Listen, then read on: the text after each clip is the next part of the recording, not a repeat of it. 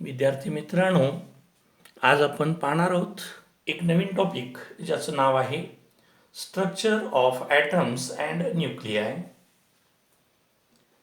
Introduction पार्टमध्ये आपण पाहणार आहोत की सुरुवातीच्या काळामध्ये बऱ्याच सायंटिस्टनी अनेक थेरीज मांडलेल्या आहेत. त्यात अगदी सुरुवातीला the very first there are two scientist असं म्हणलेलं आहे, ज्यांची नावं आहेत लुसिपस आणि डेमोक्रिटस. हे दोन ग्रीक फिलॉसॉफर्स आहेत. यांनी 5th सेंचुरी BC या कालावधीमध्ये असं मानलेलं आहे की matter is made up of individual parts called atom. म्हणजे इतक्या सुरुवातीच्या काळामध्ये त्यांनी असं मानलं की मॅटर हा अनेक लहान लहान पार्ट्सनी बनलेला आहे आणि यातला जो लहान पार्ट आहे त्याला ॲटम असं म्हणलेलं आहे आणि तो इंडिव्हिजिबल म्हणजे त्याचं फर्दर डिव्हिजन करता येत नाही असं मानलेलं आहे. यांच्यानंतर बऱ्याच वर्षानंतर अनदर सायंटिस्ट ज्याचं नाव आहे डाल्टन, कालावधी त्याचा दिलेला आहे 1766 to 1844, that is early 19th century असं म्हटलेलं आहे. आणि त्यानं जी थेरी मांडलेली आहे त्याच्यामध्ये त्यानं 3 ॲझम्पशन्स मांडलेली आहेत. या 3 ॲझम्पशन्समध्ये त्यातलं पहिलं ॲझम्पशन जे आहे that is matter is made up of individual particles or parts, आणि त्यानेही त्याचं नाव दिलेलं आहे दॅट इज ॲटम. म्हणजे कुठलाही जर मॅटर आपण घेतला तर तो लहान लहान पार्टिकल्सचा बनलेला आहे आणि मग तो सर्वात लहान पार्टिकल जो आहे त्याला ॲटम असं त्यानं संबोधलेलं आहे. दुसरा जो आहे that is atom of given element are identical. आता कुठलाही जर आपण ॲटम घेतलात आणि तो ॲटम प्रत्येक एलिमेंटमध्ये सारखाच असतो, म्हणजे आयडेंटिकल इन ऑल रिस्पेक्ट असं म्हटलेलं आहे. आता ऑल रिस्पेक्टमध्ये काय येतं तर त्याच्या काही प्रॉपर्टीज येतात. त्याच्यामध्ये आपण साईज, शेप ही सारखे असणं गरजेचं आहे. त्यानंतर तिसरं जे ॲझम्पशन आहे that is atom can be combined with other atom to form a new substance. म्हणजे ॲटम हा कंबाईन होऊन एक नवीन सबस्टन्स त्याच्यापासून तयार होतो असं याच्या थेरीप्रमाणे सांगितलेलं आहे. आणि मग हा जो सायंटिस्ट हे डाल्टन अगदी सुरुवातीच्या काळामध्ये त्यानं या मांडलेल्या 3 थेरीज, 3 ॲझम्पशन्स आहेत. यानंतर सर जे थॉम्सन 1856 to 1940 यांनी आपलं स्वतःचं ॲटॉमिक मॉडेल सांगितलेलं आहे. तर जे डाल्टननी मांडलं की that is atom is indivisible or indestructible, आणि हे स्टेटमेंट जे त्यानं मांडलेलं आहे ते रॉंग आहे असं त्यांनी सांगितलं. तर जे थॉम्सन यांनी आणखीन एक पार्टिकल सांगितला दॅट इज इलेक्ट्रॉन इन 1887, आणि मग त्यांनी स्वतःचं जे मॉडेल आहे ते सांगण्यासाठी discharge of electricity through the gases हा एक साधा सोपा एक्सपेरिमेंट त्यांनी प्रपोज केला, ज्याच्यामध्ये that electricity is passes through a gas at very low pressure, आणि मग त्याच्यातून जे पार्टिकल्स निघतात ते निगेटिव्हली चार्ज पार्टिकल्स असतात, आणि ते negatively charge particles they R nothing but electrons असं सांगितलेलं आहे. तर याच्यानंतर या ॲटॉमिक थेरीमध्ये काही डिस्क्रिपन्सीज राहिल्या, आणि त्या डिस्क्रिपन्सीज आणखीन एक सायंटिस्ट आहे त्याचं नाव आहे अर्नेस्ट रुदरफोर्ड, आणि त्याच्याही पुढे जाऊन नील बोहर या दोघांनी याच्या पुढे जाऊन परत ॲटॉमिक थेरीज मांडल्या गेल्या, आणि त्याचा अभ्यास आपल्याला या टॉपिकमध्ये करायचा आहे. तर सुरुवातीला आपण जे थॉम्सन्स ॲटॉमिक मॉडेल हे पाहणार आहोत. सुरुवातीला थॉम्सन्स ॲटॉमिक मॉडेल आणि या थॉम्सन्स ॲटॉमिक मॉडेलमध्ये काय सांगितलेलं आहे तर त्यानं बरेच एक्सपेरिमेंट्स केलेत आणि या एक्सपेरिमेंटमध्ये एक साधा सोपा एक्सपेरिमेंट त्यांनी केलात की तो म्हणजेच एक ग्लास ट्यूब घेतली आणि या ग्लास ट्यूबमध्ये काय केलं तर एका एंडला कॅथोड आणि दुसऱ्या एंडला ॲनोड, म्हणजे हा जो आहे तो कॅथोड आणि हा ॲनोड, आणि याच्यामध्ये त्यांनी हा gas field at very low pressure आणि याच्या अक्रॉस हाय इलेक्ट्रिक अप्लाय केलं.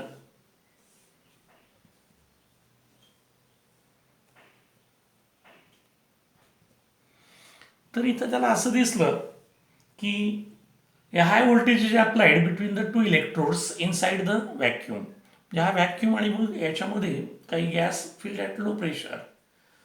तर त्याला असं दिसलं की याच्यापासून काही पार्टिकल्स निघतात आणि हे particles they R attracted towards the anode, आणि मग याच्या प्रॉपर्टीज बघितल्या तर याच्यापासून काही बाजूला गेले तर इथं ते स्किंटिलेशन प्रोड्यूस करतात असं दिसलं. आणि हे जे रेज किंवा हे जे पार्टिकल्स आहेत हे निगेटिव्हली चार्ज पार्टिकल्स आहेत असं त्यानं म्हटलं, आणि त्यांना नाव दिलं that is these are called as what the electrons. तर ॲटम हा जसं म्हटलं त्याने की इट इज इनडिस्ट्रक्टिबल, तर तो इनडिस्ट्रक्टिबल नाही हे पहिलं त्यानं सांगितलं. आणि इलेक्ट्रॉन्स हा त्या ॲटममधलाच काही भाग आहे हे सुरुवातीला सांगण्याचं काम हे थॉम्सननी केलेलं आहे. आणि मग त्यांनी स्वतःचं मॉडेल हे सांगितलं आणि ते ॲटम मॉडेल जे आहे थॉम्सन्स ॲटम मॉडेल हे 1903 त्यांनी प्रपोज केलेलं आहे. आता अकॉर्डिंग टू थॉम्सन्स मॉडेल असं म्हटलेलं आहे की हे जे मॉडेल आहे याच्यामध्ये त्यानं असं म्हटलेलं आहे की ॲटम इज अ स्फिअर, म्हणजे ॲटम जो आहे तो एक स्फिअर आहे आणि या स्फिअरमध्ये uniform positive charge in which electrons are embedded असं म्हटलेलं आहे. म्हणजे याच्यामध्ये युनिफॉर्म पॉझिटिव्ह चार्ज आहेच, प्लस याच्यामध्ये जे निगेटिव्हली चार्ज पार्टिकल्स आहेत ते आहेतच, म्हणजे पॉझिटिव्ह आणि निगेटिव्ह चार्ज हे त्याच्यामध्ये भरलेले आहेत. असं हे जे स्फिअर आहे दॅट इज अन ॲटम असं त्यांनी मांडलेलं आहे. म्हणजेच पॉझिटिव्ह चार्ज आणि निगेटिव्हली चार्ज इलेक्ट्रॉन्स हे एका स्फिअरमध्ये असतात. हे जे मॉडेल आहे it is referred as what A plum pudding model. आता प्लम पुडिंग मॉडेल म्हणजे काय, ज्याप्रमाणे आपण एखादा घरी सबस्टन्स बनवतो, फॉर एक्झाम्पल आपण जर शिरा बनवला तर त्या शिऱ्यामध्ये रव्याचे पार्टिकल्स आणि जे पार्टिकल्स ज्याच्यामध्ये आपण म्हणतो की बेदाणे वगैरे ॲड करतो, तर हा बेदाणा म्हणजेच पॉझिटिव्ह चार्ज आणि ते रव्याचे जे स्मॉल पार्टिकल्स आहेत these are the negatively charge, आणि म्हणून या मॉडेलला प्लम पुडिंग मॉडेल असंही म्हटलेलं आहे. त्याचबरोबर the total positive charge is equal to the total negative charge of the electron. म्हणजे जेवढे पॉझिटिव्ह चार्ज असतात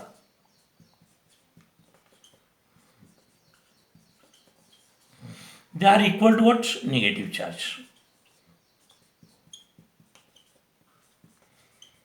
म्हणजे यांची दोघांची संख्या सारखीच असते आणि ॲटम ॲज इलेक्ट्रिकली न्यूट्रल असं म्हटलेलं आहे. That is what that atom हा इलेक्ट्रिकली काय असतो, न्यूट्रल असतो. As a whole it is what a solid sphere uniformly positive charge and the positive charge can not come out of and only the negatively charge electrons which are small can be emitted. म्हणजे याच्यामधून फक्त हे negatively charge particles आहेत तेवढेच बाहेर येतात आणि हा पॉझिटिव्ह चार्ज जो आहे तो ॲटमच्या बाहेर येऊच शकत नाही असं मांडलेलं आहे त्यानं. आणि हे जे मॉडेल आहे that is what the Thomson's atom model. त्याचबरोबर ही also explain what the formation of ions and ionic compounds. Formation of ion म्हणजेच काय, दोन ॲटम एकत्र आलेत की त्याच्यापासून एक मॉलिक्यूल तयार होतो की मोनोमेरिक कंपाऊंड तयार होतं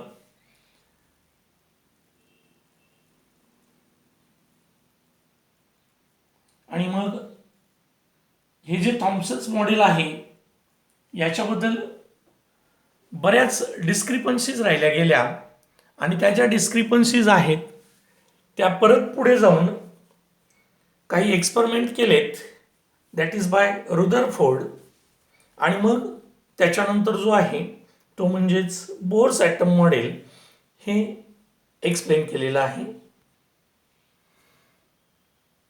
आता जो आपण पाहणार आहोत तो गायगर मार्सडेन एक्सपेरिमेंट. यावर्षी हा सिलेबसमध्ये तुमच्या रिडक्ट केलेला पार्ट आहे, पण हा एक्सपेरिमेंट अभ्यासल्याशिवाय आपल्याला पुढे जाता येत नाही, म्हणून तो पाहणार आहोत. तर इथे याच्यामध्ये सोर्स ऑफ अल्फा पार्टिकल एका ठिकाणी ठेवलेले आहेत आणि सोर्स ऑफ अल्फा पार्टिकल म्हणजेच अल्फा पार्टिकल जे आहेत, ही जी गोल्ड फाईल आहे ती is very thin file of A gold ज्याच्यावरती इन्सिडंट केलेले आहेत अल्फा पार्टिकल्स आणि त्याच्यापासून त्याचं डिफ्रॅक्शन जे आहे ते बघितलेलं आहे. म्हणजेच हे जे अल्फा पार्टिकल्स आहेत दे आर हेलियम न्यूक्लिआय असं म्हणतो आपण, दॅट इज He42 असे आहे.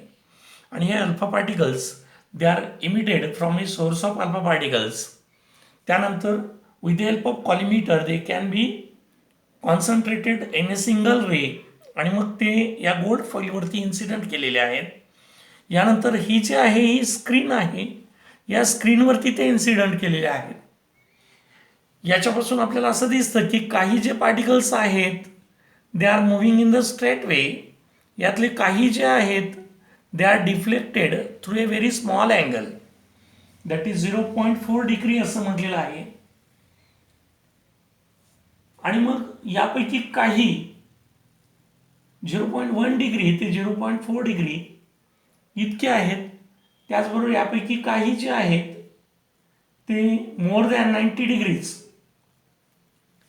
असे डिफ्लेक्ट होतात. म्हणजेच 8,000 पार्टिकलपैकी एक पार्टिकल, दॅट इज ओन्ली 0.14%, हे अल्फा पार्टिकल्स यापैकी काय म्हटलं आपण तर 0.14% दे आर गेटिंग डिफ्लेक्टेड. आणि 8,000 पैकी एक particle it is getting deflected more than 90 degrees. अशा प्रकारे हा गायगर मार्सडेन एक्सपेरिमेंट हा सांगितलेला आहे. म्हणजे 8,000 पैकी फक्त एखादा पार्टिकल इक्वल टू 180 और ग्रेटर दॅन 90 डिग्रीज हा डिफ्लेक्ट होतो, असा हा सांगणारा Geiger Marsden experiment, that is alpha particles they R incident on what A gold foil, असा हा Geiger Marsden experiment. According to the Geiger-Marsden experiment, that they could not explain the Thomson's model. जे Thomson's atom मॉडेलमध्ये काय सांगितलेलं आहे तर that positive charge आणि negative charges are they are uniformly distributed over the item.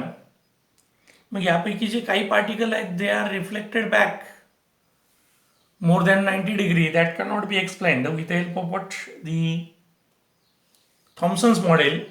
आणि मग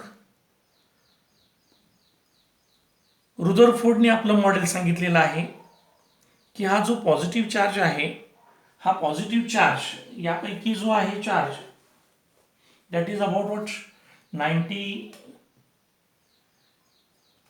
that is all positive charge, it is enclosed in it, that is a very small region or a sphere. आणि याला यानं नाव दिलेलं आहे that is what A nucleus. याला नाव दिलेलं आहे न्यूक्लियस असं त्यांनी. आणि या न्यूक्लियसच्या भोवती असं सांगितलेलं आहे की काही, आणि ह्या न्यूक्लियसच्या भोवती ते इलेक्ट्रॉन्स म्हणजे निगेटिव्हली चार्ज हे फिरत असतात. म्हणजेच याच्या भोवती हे negatively charge they are revolving around it असं म्हटलेलं आहे. त्याचबरोबर about 99% of mass, 99.9% of the total mass can be enclosed inside the nucleus असं यांनी सांगितलेलं आहे. आणि हे जे रुदरफोर्ड ॲटम मॉडेल आहे that is it is as a planetary model. That is what the sun in the solar system at the center, and all the planets are revolving around that sun. आणि म्हणून बऱ्याचदा या Rutherford item मॉडेलला planetary model असं म्हटलेलं आहे. आता हा जो आहे न्यूक्लियस आणि त्याच्या ऑर्बिट याच्यामध्ये ही जी आहे that is totally empty space असं म्हटलेलं आहे त्यांनी. आणि या एम्प्टी स्पेसमधून ते पार्टिकल जे आहेत ते कॅनॉट बी रिफ्लेक्टेड असं म्हटलेलं आहे. आणि काही जे रिफ्लेक्ट होतात they are due to what the positively charge. आणि 8000 मधला एखादा हा या न्यूक्लियसपासून रिबाउंड्स होतो असं म्हटलेलं आहे. आणि मग हा जो आहे हे जे मॉडेल आहे that is the Rutherford atom model. हे बऱ्यापैकी एक्सप्लेन करणारं रुदरफोर्ड ॲटम मॉडेल आहे. या रुदरफोर्ड ॲटम मॉडेलमध्ये बऱ्याच डिफिकल्टीज आहेत. आता या डिफिकल्टीज काय आहेत तर या डिफिकल्टीज आपण नेक्स्ट लेक्चरमध्ये पाहणार आहोत.